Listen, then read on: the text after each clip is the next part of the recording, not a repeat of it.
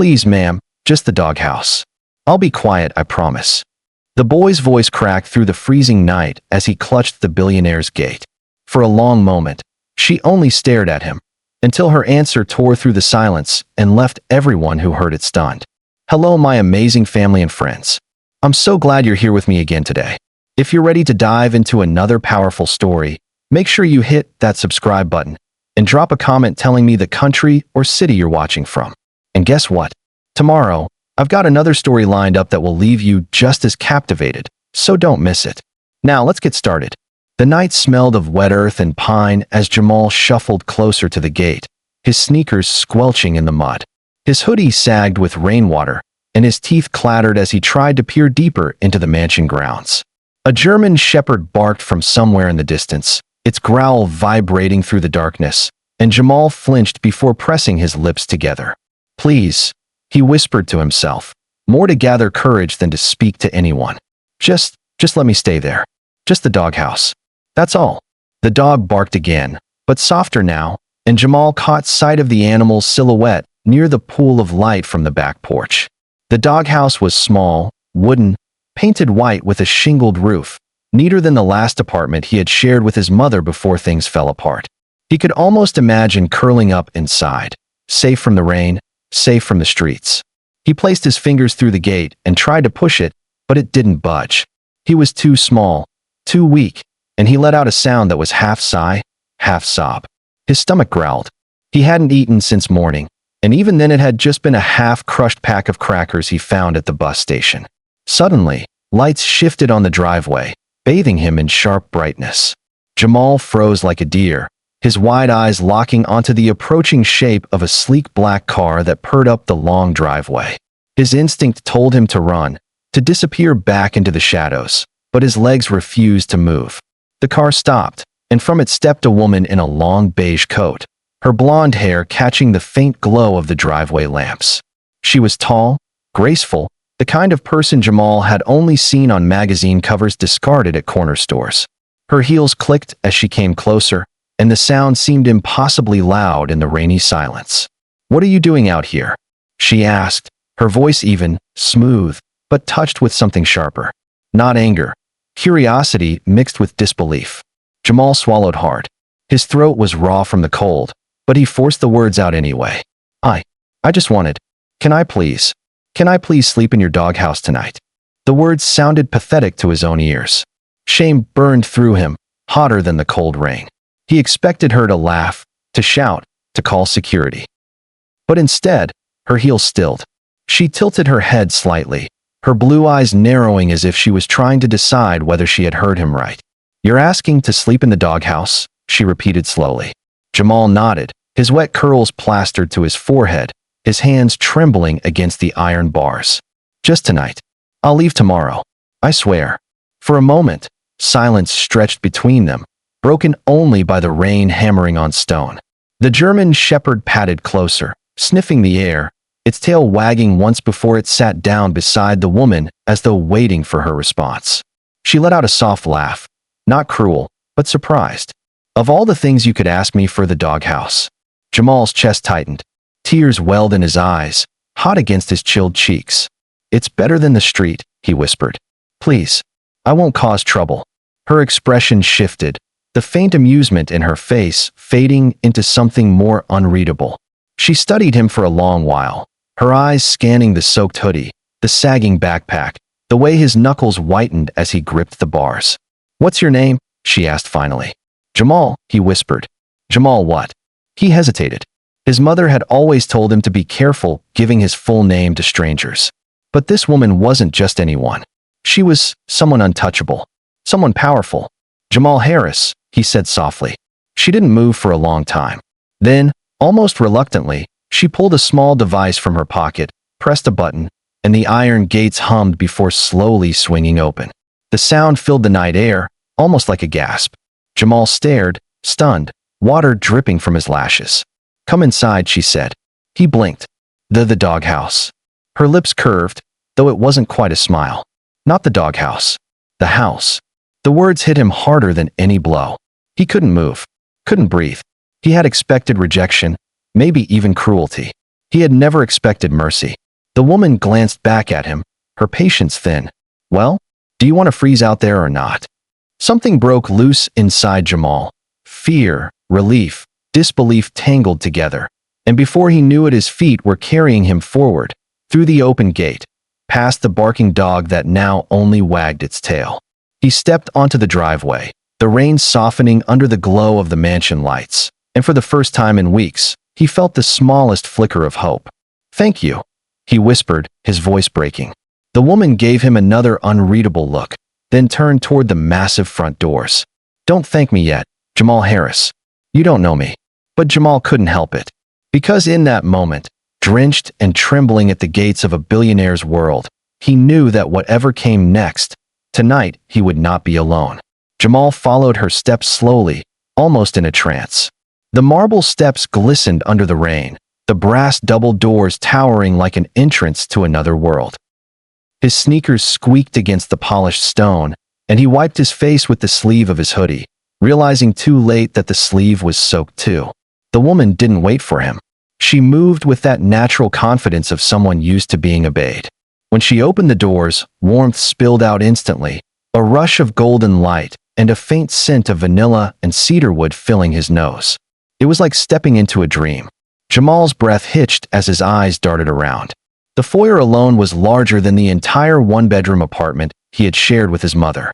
A crystal chandelier hung from the ceiling, its light scattering in 1,000 tiny reflections on the marble floor.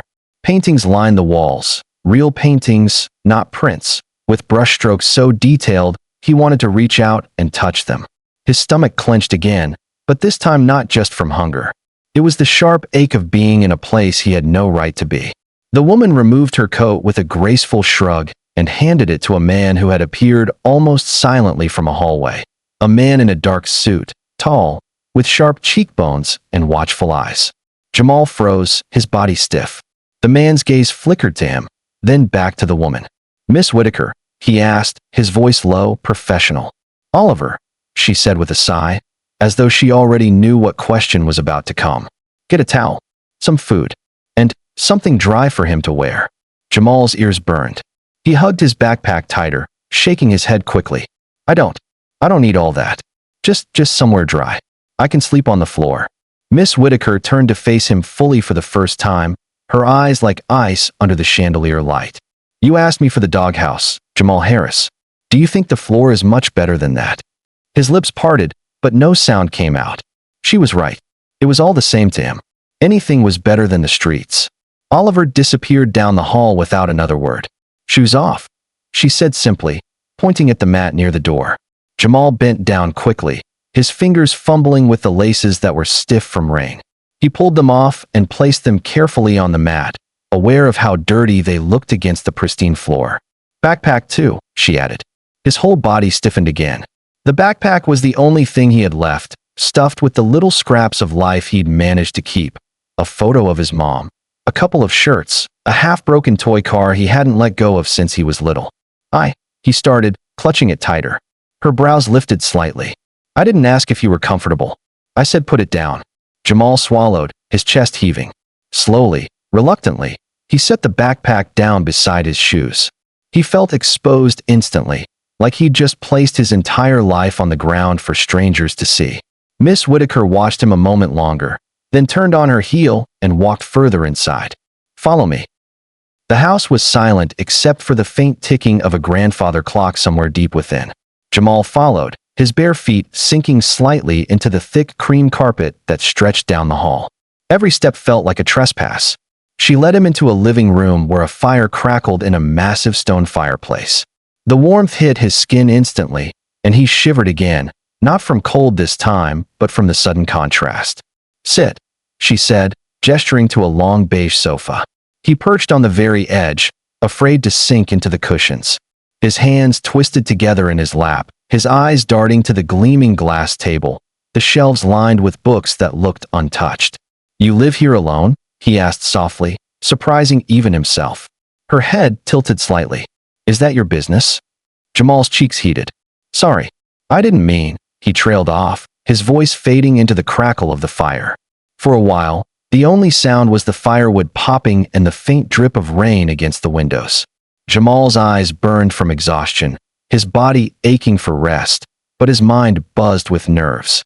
Oliver returned quietly, carrying a folded towel, a pair of sweatpants, and a hoodie that looked at least 3 sizes too big for Jamal. In his other hand, he carried a tray with a steaming bowl of soup, a sandwich, and a glass of water. The smell hit Jamal's nose instantly: chicken broth, herbs, warm bread. His stomach growled so loudly he thought the whole room heard it. "Thank you," he whispered as Oliver set the tray down in front of him. Oliver only gave him a curt nod, his expression unreadable. Miss Whitaker leaned against the arm of a nearby chair, her arms crossed as she watched him. "Eat." Jamal didn't need to be told twice.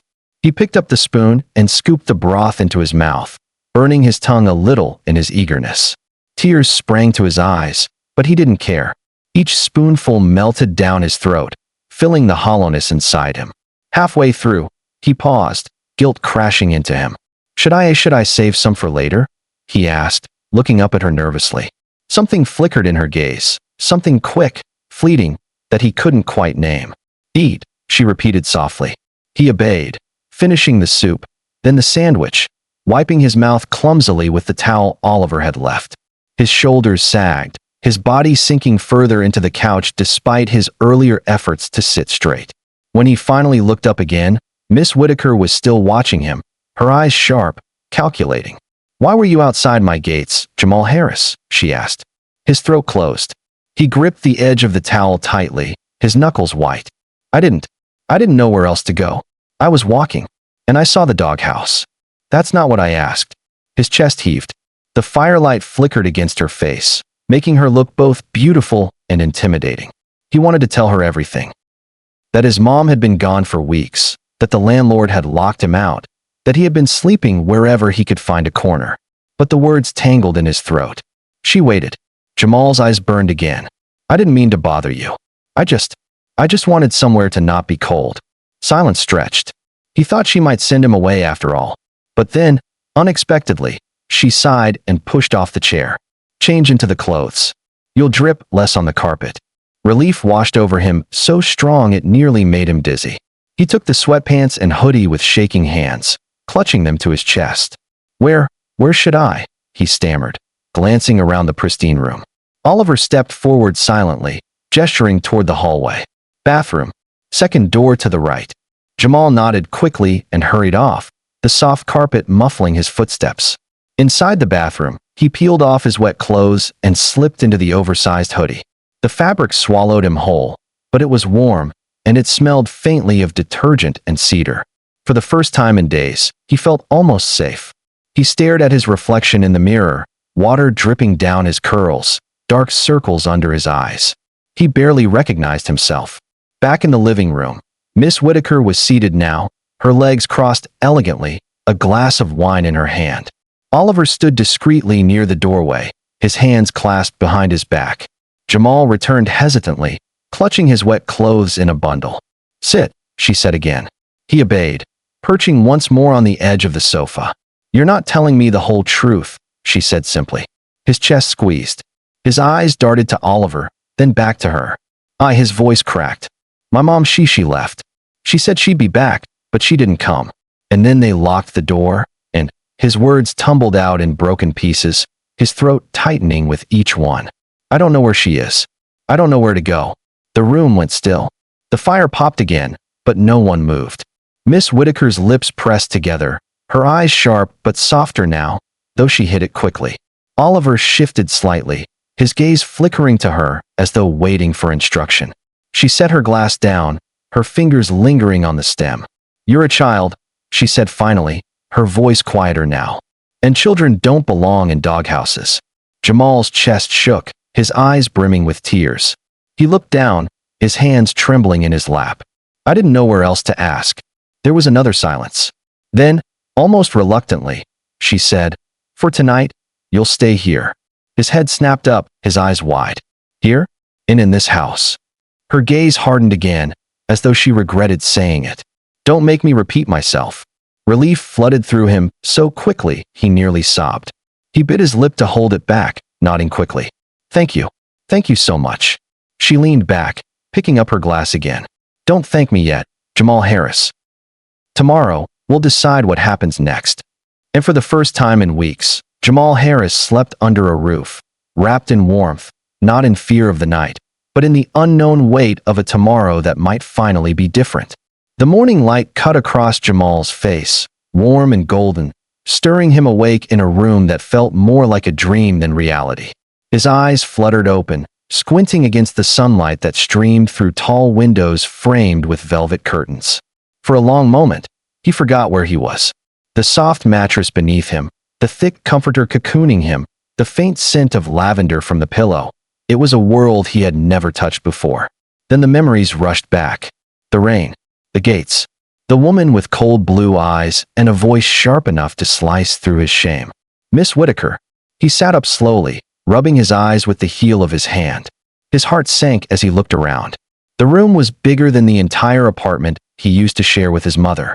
Cream walls, golden frames holding pictures of landscapes he didn't recognize, a desk made of polished oak. The hoodie and sweatpants Oliver had given him still hung loosely on his small frame, but they were warm, and for once, he wasn't shivering. The knock came soft at first, then firmer. Jamal stiffened. "Come in," he said, his voice hoarse. The door opened, and Oliver stepped in, carrying a silver tray with breakfast. Steam curled up from a plate stacked with scrambled eggs, bacon, toast, and a small glass of orange juice that glowed like liquid sun. Jamal's stomach growled so loudly that Oliver's lips twitched in something almost like amusement. "Miss Whitaker asked me to bring this," Oliver said, setting the tray down on the bedside table. Jamal blinked. "For me? Do you see anyone else here?" Oliver's tone was dry, but not unkind. Jamal flushed, muttering a quick thank you before reaching for the toast. His fingers trembled as he lifted it, biting into the warm bread like it might vanish if he waited too long. Oliver didn't leave. He lingered by the door, his sharp eyes watching him. "Why is she letting me stay here?" Jamal asked between bites, unable to keep the question in. Oliver's expression didn't shift. "Miss Whitaker doesn't do things without reason." Jamal swallowed hard, setting the toast down. "So what's her reason?" "That's for her to tell you. Or not." Silence stretched, broken only by the clink of Jamal's fork against the plate as he devoured the eggs. Oliver studied him a moment longer, then added, "You should know. She doesn't usually allow people into her home. Especially not strangers. Especially not children." Jamal's hand stilled halfway to his mouth. "Then why me?" Oliver tilted his head. "That, Jamal Harris, is the question." With that, he slipped out of the room, leaving Jamal with his thoughts. Jamal ate until the plate was empty, then sat back, pressing his hands against his stomach as though to keep the fullness inside. It felt strange, alien, to not feel hungry, to not feel cold. But even as comfort wrapped around him, unease prickled at the back of his neck. What if she changed her mind? What if she sent him away today, back to the streets, back to the endless stretch of nowhere? He slid off the bed and padded barefoot to the window. Below, the mansion's sprawling gardens stretched out like something from a storybook. Perfectly trimmed hedges, fountains glistening in the sunlight, the faint sparkle of the pool. And beyond it all, near the far corner of the yard, the doghouse sat. Small, white, perfectly neat. His chest tightened. He almost laughed, bitterly, remembering the way he had begged to sleep there. That had been his dream last night, to curl up in that tiny wooden shelter. Now, somehow, he had woken up in a bed that looked like it belonged to royalty. A voice startled him from his thoughts. "You're awake." Jamal spun around. Miss Whitaker stood in the doorway, her posture straight, her presence filling the room. She wore a crisp white blouse tucked into tailored trousers, her blonde hair tied neatly back, her heels clicking softly as she entered. "Good morning," he said quickly, his voice small. She nodded once, her eyes sweeping over him. "You look better." Jamal shifted under her gaze. "Thank you. For letting me stay." Her expression didn't soften. "I haven't decided if you're staying beyond today." The words landed like stones in his chest. He looked down, his fingers twisting together. "I know." She stepped closer, her eyes sharp. "Tell me, Jamal Harris, what exactly do you expect from me? Food? Shelter? Charity?" He shook his head quickly, panic rising. "No, ma'am. I don't expect anything. I just wanted to not sleep in the rain." Her lips pressed into a thin line. She studied him for a long while, then finally said, "Come with me." Jamal followed her through the wide hallways, his eyes darting at the gleaming floors, the tall vases filled with fresh flowers, the art that lined every wall. They reached a glass door that opened onto the back patio, where sunlight bathed the garden in gold. The doghouse stood there, pristine, almost mocking him now. "Is that what you wanted?" she asked suddenly, pointing at it. Jamal swallowed. "Yes. Last night. It looked safe." Her eyes flickered to him. "Safe? You think a box meant for an animal is safe for a child?" His throat closed. He stared down at his feet, shame burning through him. "It's safer than the street," he whispered. Something shifted in her face, almost imperceptibly, but her tone stayed cool. "Why didn't you go to the police? Or a shelter?" Jamal's chest heaved. "I tried. The shelter was full. The police, they said they'd see what they could do. But they didn't. They told me to wait, and when I waited, nobody came." His voice cracked. "Nobody ever comes." The silence that followed was thick. Jamal's hands trembled at his sides, but he forced himself to meet her eyes. And for the first time, he thought he saw something there.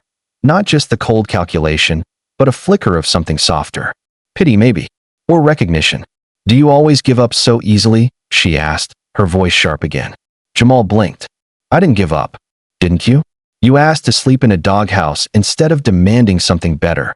His chest rose and fell rapidly. "Because I don't think I deserve better." The words burst out before he could stop them, and once they were out, he couldn't take them back. His eyes blurred with tears he didn't want her to see, but it was too late. Miss Whitaker's gaze hardened, but her voice was quieter now. "You are wrong, Jamal Harris. Every child deserves better than that."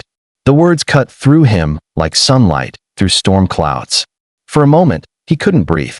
She turned abruptly, her heels clicking against the stone. "Oliver will take you to the study. There are decisions to make." Jamal stood frozen, his heart pounding. Decisions? About him? As he followed her back inside, something strange stirred inside his chest. Last night, he had begged for the smallest corner of safety. Today he felt the spark of something else. Hope that maybe, just maybe, this woman who had opened her gates might open something more. The study was darker than the rest of the house, lined with shelves of books that smelled faintly of old leather and dust. A wide oak desk stood near the center, and behind it, a tall window framed the garden outside. Miss Whitaker moved behind the desk with a kind of natural authority, her heels echoing across the hardwood. Jamal followed hesitantly, his small figure shrinking in the vastness of the room. Oliver was already there, standing by a side cabinet, pouring black coffee into a porcelain cup. The rich aroma filled the air, but Jamal barely noticed. His eyes darted everywhere. The towering shelves, the polished globe in the corner, the leather chairs that looked too expensive to touch. "Sit," Miss Whitaker said, motioning toward one of the chairs across from her desk. Jamal lowered himself into the chair, his legs swinging slightly above the floor. He tried to sit straight, but his hands twisted nervously in his lap. Miss Whitaker took a slow sip of her coffee, then set the cup down carefully. Her eyes locked on him, sharp as glass. "Tell me again, Jamal Harris, why are you here?" He licked his lips, his throat dry. "I told you. My mom's gone. They locked our door. I don't have anywhere else to go." Her fingers tapped lightly against the desk. "And you thought my home was your solution?" "No," Jamal blurted, panic rushing through him. "I mean, I didn't know whose house this was. I just saw the doghouse, and it looked safe. I swear I didn't mean to bother you." Her brow arched slightly. "But you did bother me. You walked up to my gates in the middle of the night, soaked, desperate, asking for shelter like a stray." The word hit him like a slap. Stray. His chest tightened, tears stinging his eyes, but he bit them back. "I'm sorry," he whispered. For a long moment, silence stretched. Oliver cleared his throat quietly, but Miss Whitaker raised a hand, silencing him. "You don't know who I am, do you?" she asked suddenly. Jamal shook his head. "I am Victoria Whitaker," she said evenly. "Owner of Whitaker Holdings. I build empires, Jamal. I do not run orphanages. I do not take in strays." His stomach dropped. Her voice was so sharp, so cold, it made his skin prickle. He wanted to disappear, to melt into the leather chair and never be seen again. "I can leave," he whispered, his voice trembling. "I don't want to cause you trouble. I'll just go. Something flickered across her face then, something quick, gone in an instant. She leaned forward slightly, her eyes pinning him in place. Where will you go? The question froze him. He had no answer. He looked down at his lap, shame pressing heavy on his shoulders. That's what I thought, she said, leaning back again. Oliver stepped closer, his voice cautious. Miss Whitaker, if I may. Not now, Oliver, she said firmly, cutting him off. Jamal's hands clenched. Why do you care? He burst out suddenly, his voice high and shaky. You said you don't take in strays, so why am I here? Why didn't you just call the police and send me away? The words hung in the air, sharp, defiant. Jamal's chest rose and fell rapidly, his small fists trembling against his knees. Victoria Whitaker's eyes narrowed. Because something about you intrigued me, she said simply. Because I wanted to see if you had any fight left in you, or if you had already given up. Jamal's throat tightened. He blinked back tears, shaking his head. I'm not giving up. I just don't know what else to do. Her gaze softened, just barely, just for a heartbeat. Then it hardened again. That is not an answer I accept. The silence pressed down again. Jamal's chest heaved as he fought to keep from crying in front of her. Tell me something, Jamal, she said after a moment. What do you want? Not what you need, food, shelter, clothes. What do you want? The question stunned him. No one had asked him that in years. Not since his mother's smile had faded into exhaustion, not since his teachers had stopped expecting him to dream. His lips parted, but nothing came out. His eyes darted to the window, to the doghouse outside, to the shelves of books he couldn't read. I don't know, he whispered. Victoria studied him for a long while, her expression unreadable. That, she said finally, is your first problem. Jamal's head dropped, shame crashing into him again. Oliver shifted, his voice low. Miss Whitaker, perhaps he should rest. It has only been one night. She ignored him, her eyes still on Jamal. No child should not know what they want. You think survival is enough, but it is not. If you want me to even consider letting you stay under this roof, you will tell me what you want. Until then, you are nothing but a boy who begged for a doghouse. The words cut deep, sharper than the cold rain had been. Jamal's eyes blurred, his throat tightening as he forced himself to meet her gaze. His voice broke. I want my mom back. The room went silent. His words echoed, fragile and raw, filling the space between them. Victoria's face shifted, just slightly, just enough for him to notice. Her jaw tightened, her eyes flickered with something that almost looked like pain. Oliver looked away, his lips pressed tightly together. Jamal wiped at his face with the back of his hand, ashamed of the tears spilling down. But she's not coming. I know she's not. So maybe I just want to not feel like trash anymore. His voice cracked again, quiet but fierce. I just want to feel like I matter to someone. The fire crackled in the fireplace across the study, but no one spoke. The silence was heavier than before, filled with words unsaid. Victoria's lips parted, then closed again. Her fingers tightened on the edge of her desk. For a moment, Jamal thought she might send him away after all. Instead, she said softly, "You matter more than you think."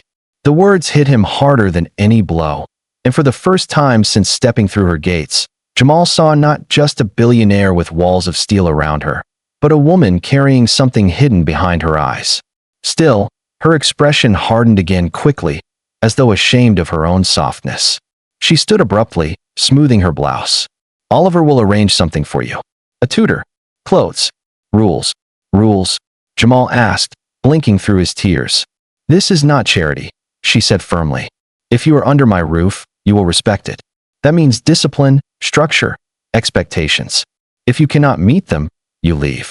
Jamal nodded quickly, desperate not to lose this fragile chance. I'll do anything, he whispered. I promise. Her eyes softened again for just a flicker, but she turned sharply toward the door. We'll see, she said, her voice cool once more.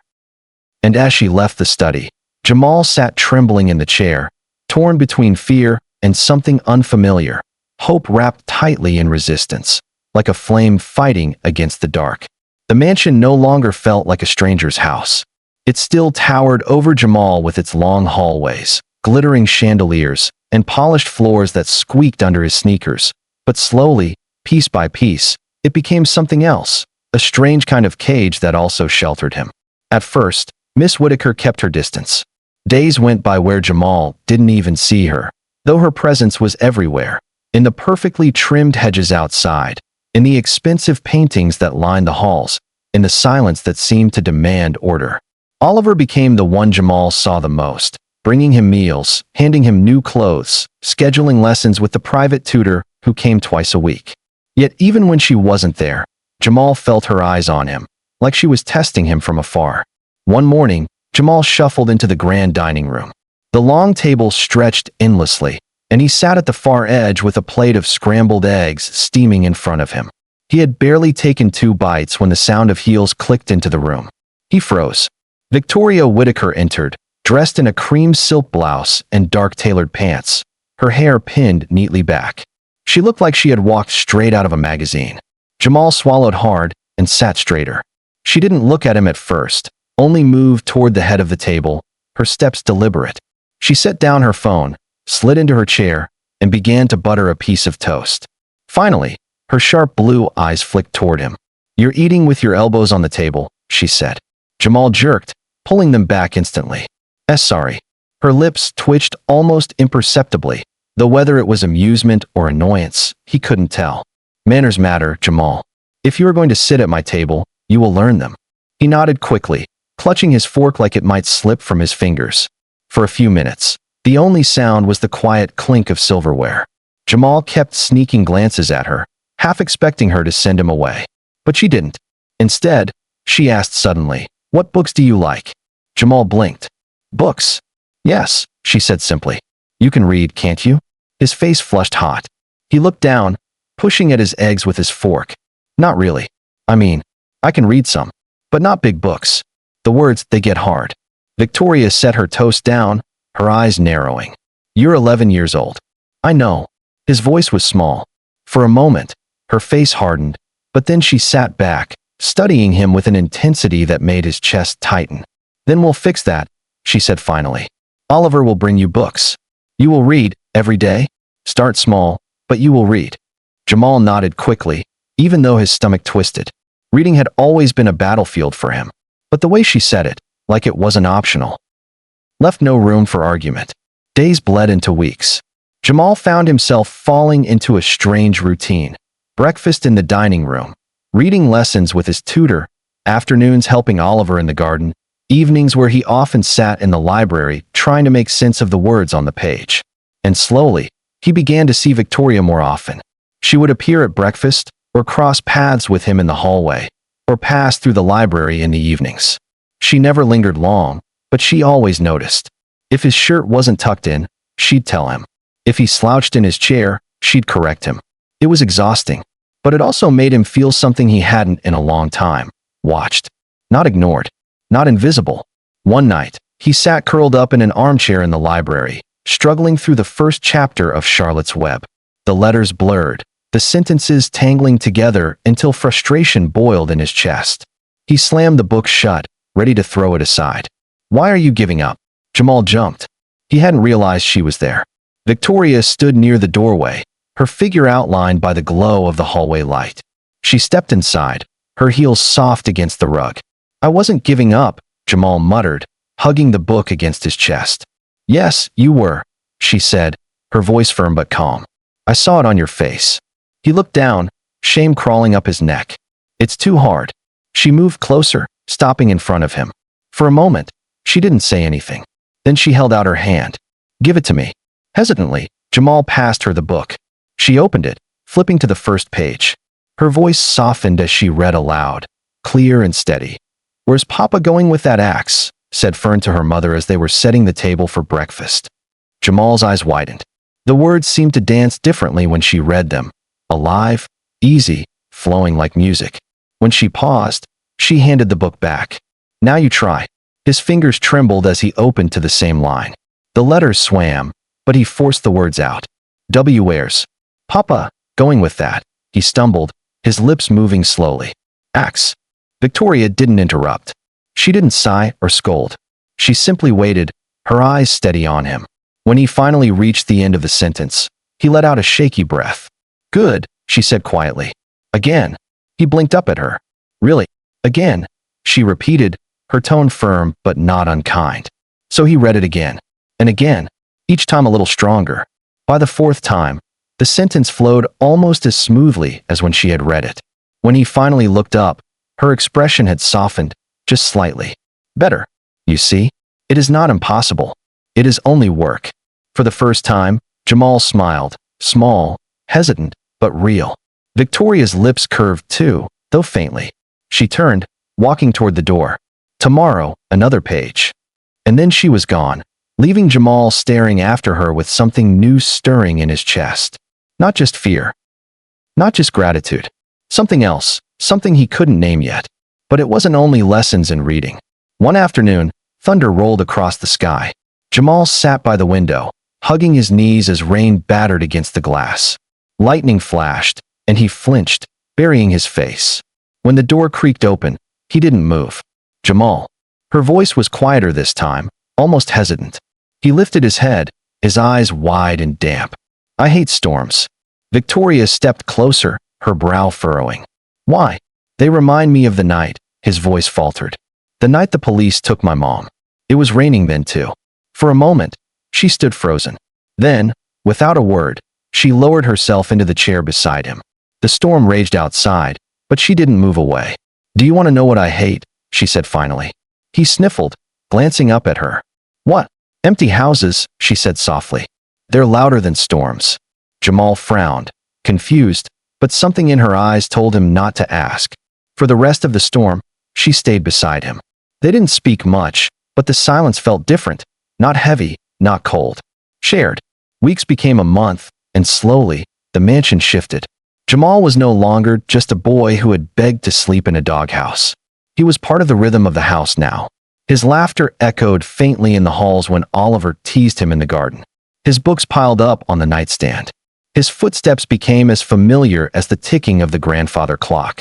And for Victoria Whitaker, who had built walls so high that no one dared to climb them, the boy's presence was beginning to chip away at the silence she thought she wanted.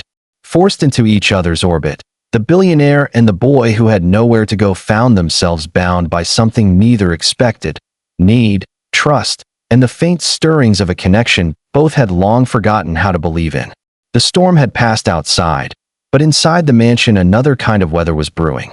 The walls that once protected Victoria Whitaker had grown thinner, and Jamal, without even trying, kept finding cracks in them. One late evening, Jamal couldn't sleep.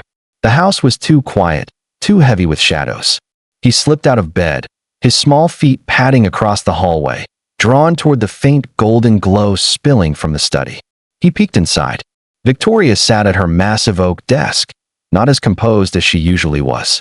Papers lay scattered across the surface. A half-empty glass of wine glimmered beside her, and her hands were pressed hard against her temples.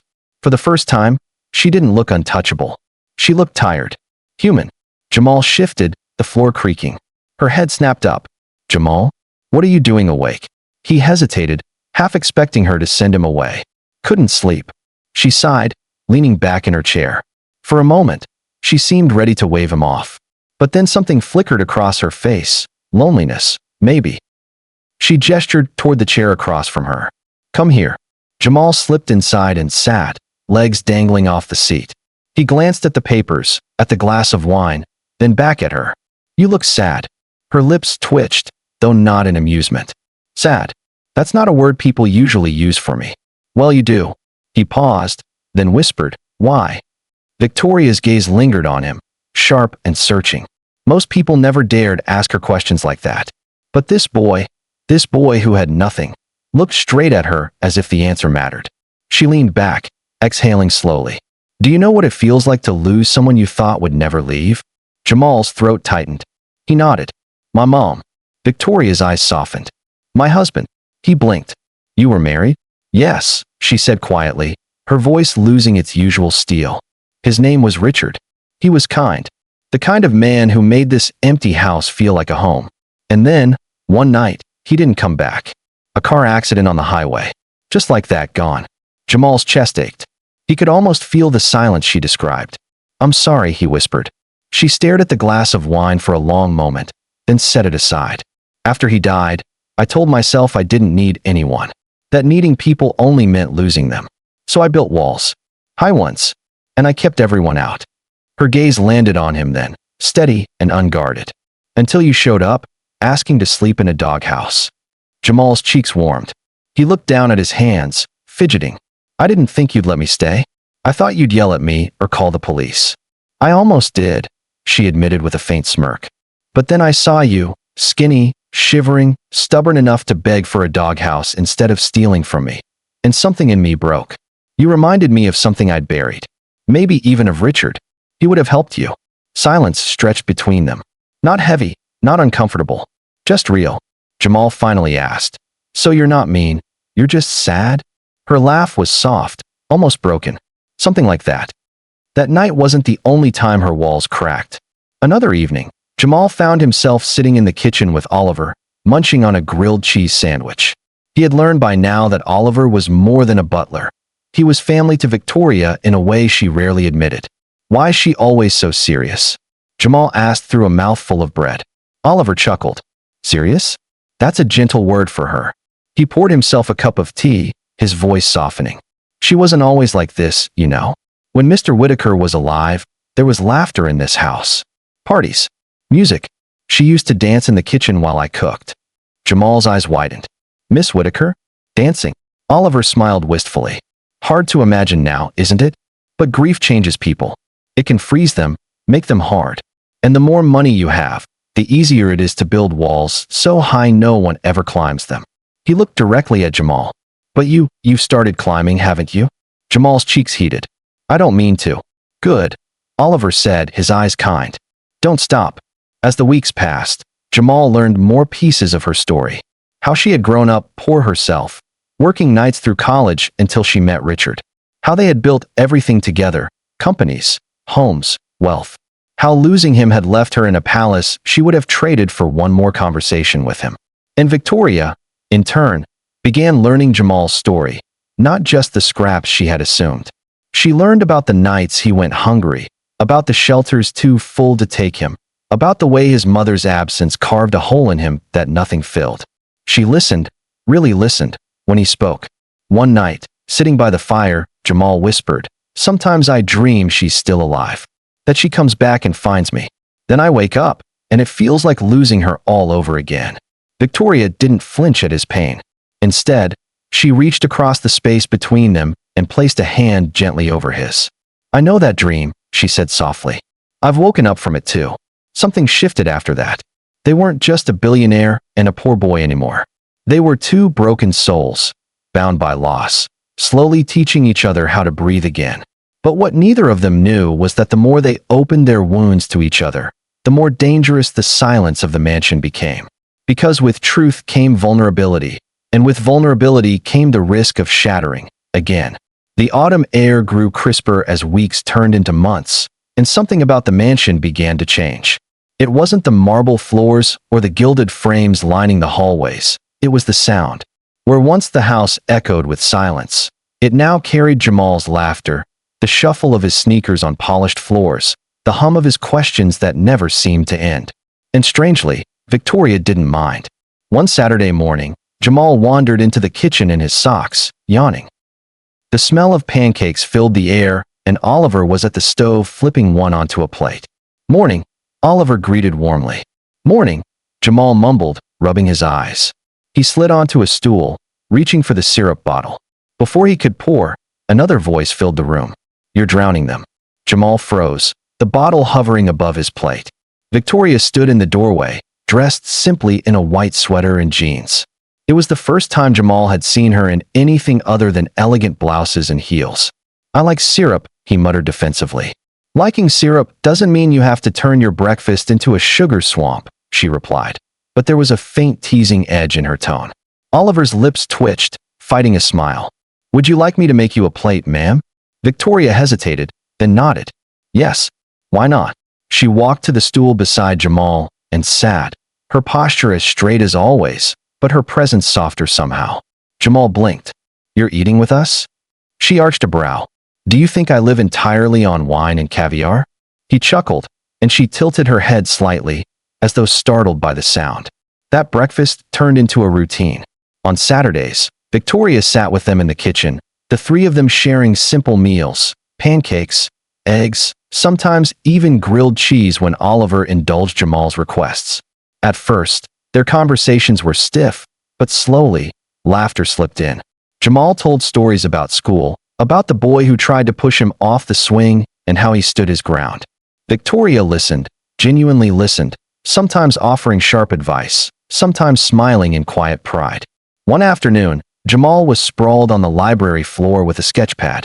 He had started drawing to distract himself when reading became too much. His pencil scratched furiously across the page, trying to capture the shape of the chandelier above. "What are you doing?" He jumped, looking up to see Victoria leaning against the doorway, her arms crossed. "Drawing," he said simply, holding the pad protectively against his chest. "May I see?" Jamal hesitated, then slowly turned the pad around. The chandelier was rough, uneven, but detailed enough to recognize. Victoria stepped closer, her eyes scanning the lines. "You did this?" "Yeah," Jamal said nervously. "It's not that good." "It's remarkable," she interrupted, her voice low but firm. "You see things most people overlook." Jamal blinked, heat rising in his cheeks. No one had ever said that about anything he'd done before. "Maybe," he mumbled. "No," she said, meeting his gaze. "Not maybe. You have a gift. Don't dismiss it." Her words stayed with him for days, fueling his confidence in ways he didn't know he needed. As the bond deepened, small gestures began to mean everything. Jamal noticed how Victoria started leaving books in the library that were just a little easier to read, as if she knew he'd get discouraged otherwise. He noticed the way her voice softened when she corrected his posture or his manners, less like a critic and more like something else. And Victoria noticed the way Jamal's laughter filled spaces she hadn't realized were empty. The way his stubborn determination mirrored Richard's when he had first built their empire.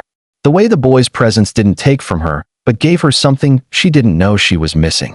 One cold evening, the first snow began to fall. Jamal pressed his nose against the window, wide-eyed. "It's snowing." Victoria entered the room, glancing outside. "Yes, winter has arrived. Can we go out?" he asked eagerly, bouncing on his toes. "It's late," she said, glancing at the clock. "Please." His eyes sparkled, full of childlike wonder. Something inside her melted. She sighed. "Fine, but only for a little while." Minutes later, they were outside in the garden, Jamal racing across the snow-dusted grass, his laughter echoing. He bent down, scooping snow into his hands, and flung it toward her. The snowball splattered harmlessly against her coat. She blinked in shock. "Did you just throw snow at me?" Jamal grinned mischievously. "Yeah. What, you scared?" For the first time in years, Victoria laughed, an unguarded, genuine laugh that rang through the night air. She stooped down, scooped a handful of snow, and threw it back. Jamal yelped, darting behind a tree. "That's not fair. You're supposed to be too serious for this." But she wasn't serious now. She was laughing, chasing him around the garden, both of them breathless, their cheeks flushed from the cold and from something warmer blooming between them. When they finally collapsed into the snow, panting and smiling, Jamal looked up at her. "You're not as scary as you pretend to be." Her laughter faded into a quiet smile. "Don't tell anyone." He pressed a hand to his chest, grinning. "Promise." From that night on, everything felt different. Victoria still had her walls, but they were thinner now. And Jamal, who had once begged to sleep in a doghouse, had found something far more precious than shelter. He had found connection, belonging.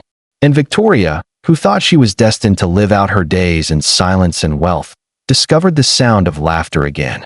Discovered the dangerous, beautiful truth that letting someone in might hurt, but it might also heal.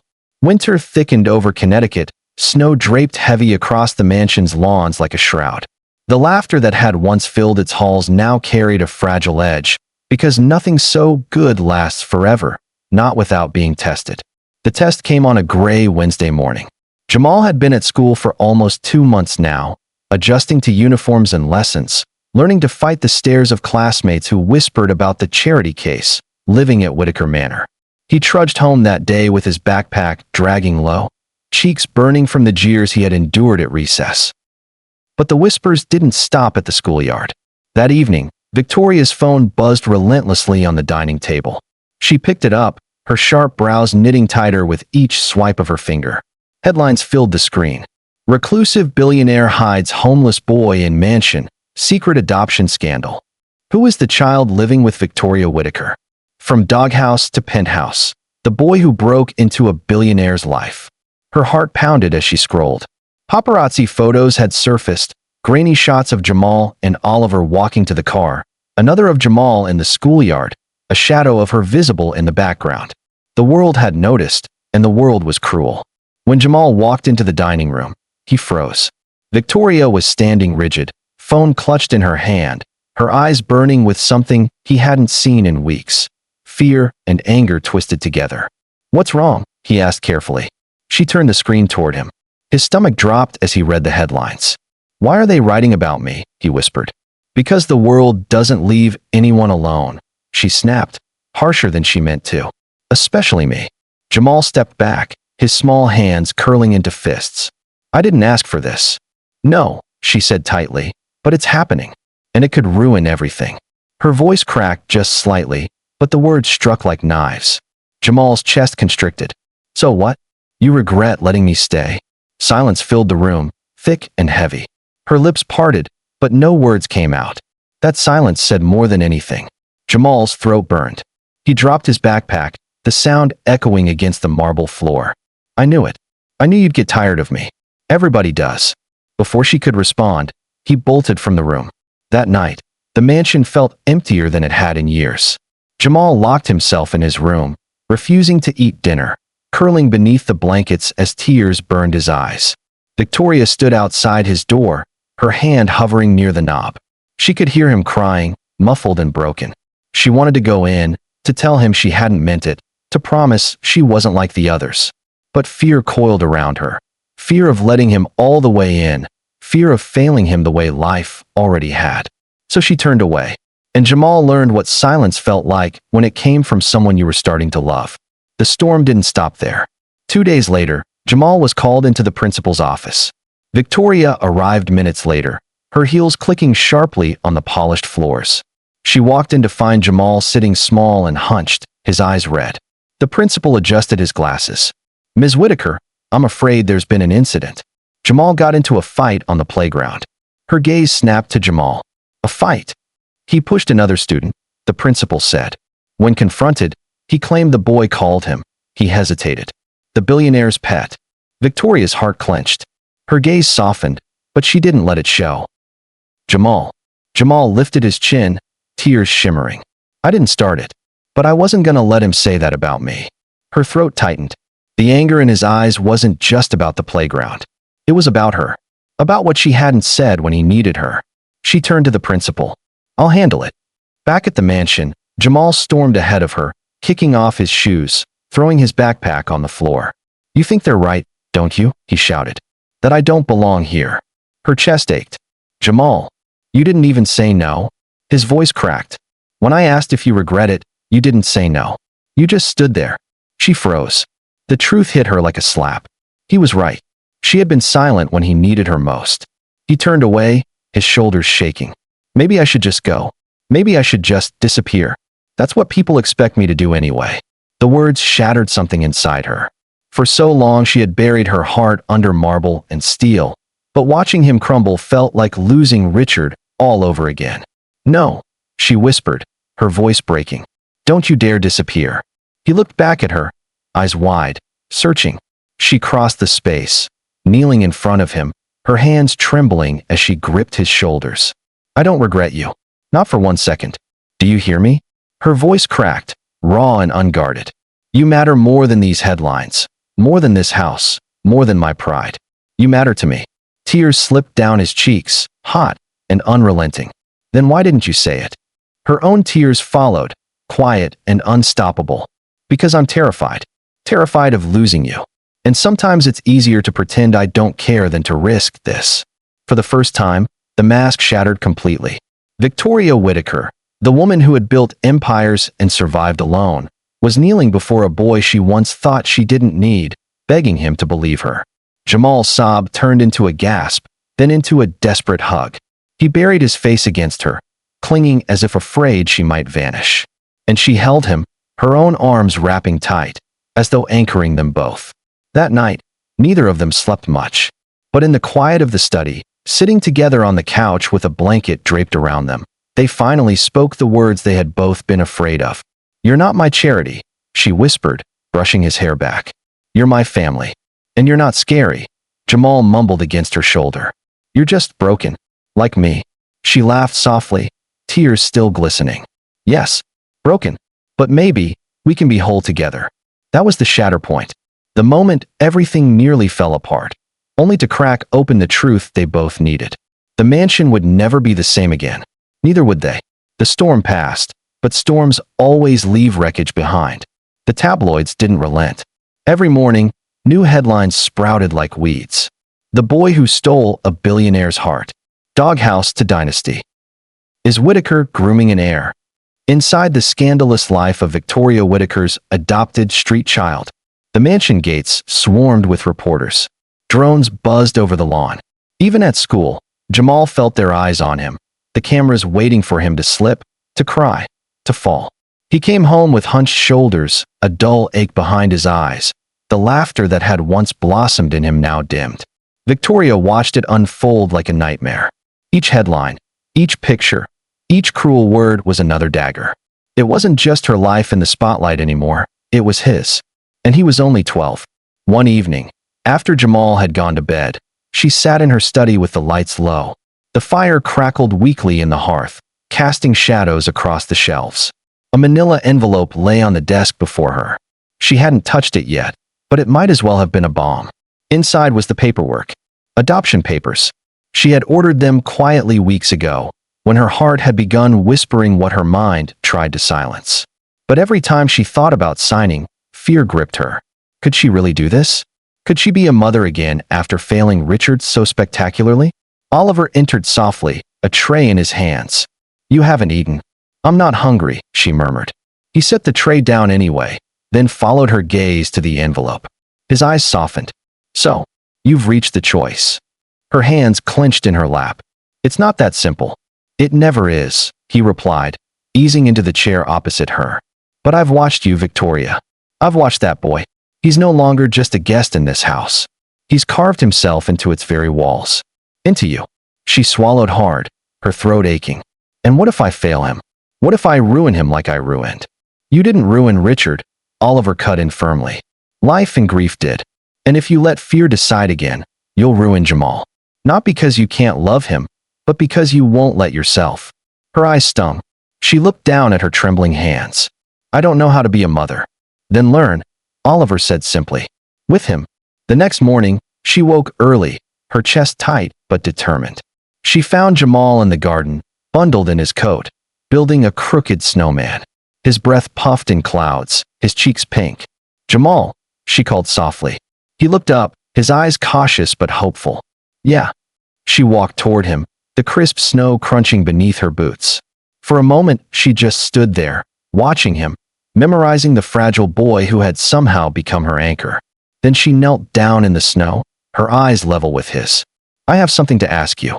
He tilted his head. "What?"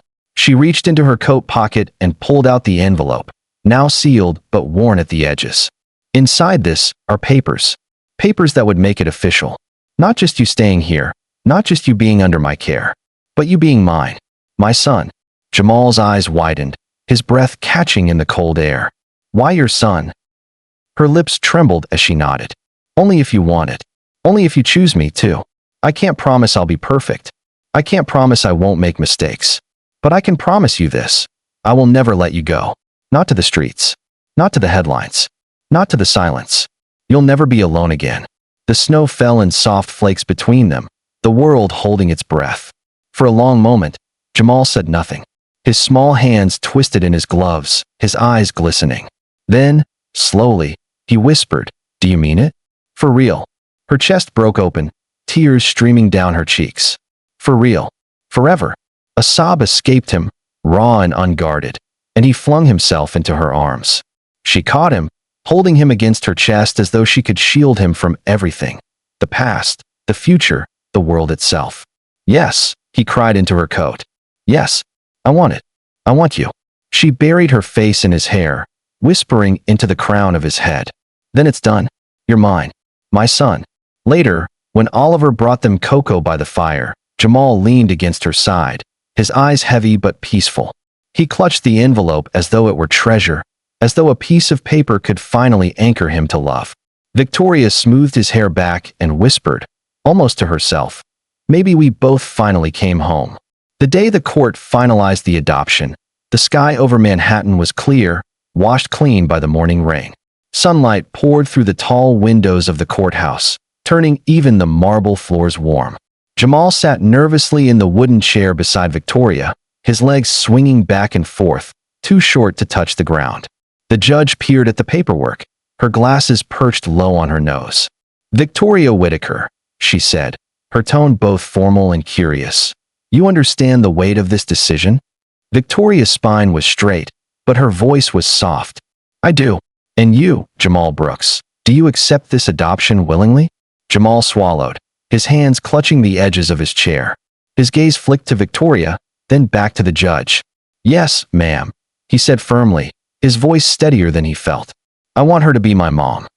Victoria's chest tightened. The word mom cracked something deep inside her, but not with pain, with release. The judge nodded, signed the papers, and with a single strike of the gavel, it was done. "Congratulations," the judge said. "From this day forward, Jamal Brooks is legally the son of Victoria Whitaker." Tears blurred Victoria's vision as Jamal leapt into her arms. He clung to her, his small body shaking with joy, and she held him like she had waited her entire life for this moment. For once, the cameras outside, the money, the titles, the past, they all meant nothing. Only this boy, this choice, this family mattered. The news spread like wildfire. Some tabloids sneered, others romanticized, but for the first time, Victoria didn't care what they said. She had lived decades with her image tied to wealth, power, and loneliness. Now she was tied to something real. When reporters crowded her outside the courthouse, shouting questions, she shielded Jamal with her arm and spoke only once. "You may call it charity. You may call it scandal. I call it love. And I will not apologize for choosing him, just as he chose me." The clip aired on every major network. For weeks, it dominated conversation. And slowly, something shifted.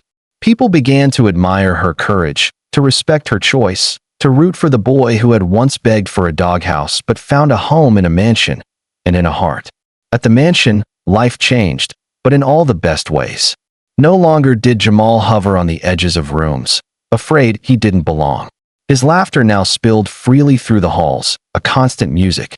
His drawings filled the study walls, not hidden but displayed proudly by Victoria herself. He still stumbled over big words, still forgot to tuck in his shirts, still tracked mud through the garden after soccer practice. But each mistake was met with guidance, not shame. Because now he wasn't a guest. He was a son. And Victoria, she softened.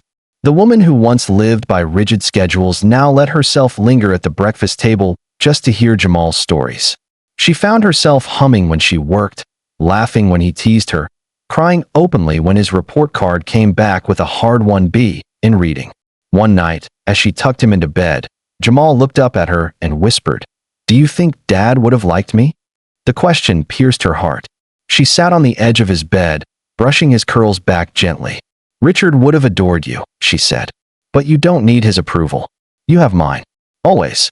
Jamal smiled drowsily, his eyes drifting shut. "I'm glad I found you," he murmured. Tears welled in her eyes as she bent down and kissed his forehead.